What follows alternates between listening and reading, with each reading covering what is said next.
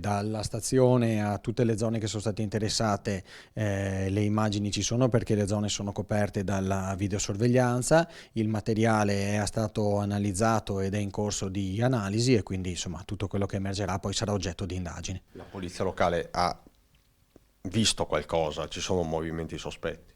Le telecamere funzionano, vi dico solo questo, le telecamere funzionano. Potrebbe avere i giorni contati l'autore del raid vandalico che ha segnato la domenica di Preganziol, scritte oscene in vari angoli del paese, compresi i muri della chiesa, contro una ragazza del posto, poco più che ventenne, nome, cognome, indirizzo, tutto sulla pubblica via. E ha fatto arrabbiare tutti quanti perché ovviamente le modalità gravi ed evidenti con cui è stato perpetrato il fatto non possono lasciare indifferenti, anzi, ripeto, hanno creato grandissima indignazione.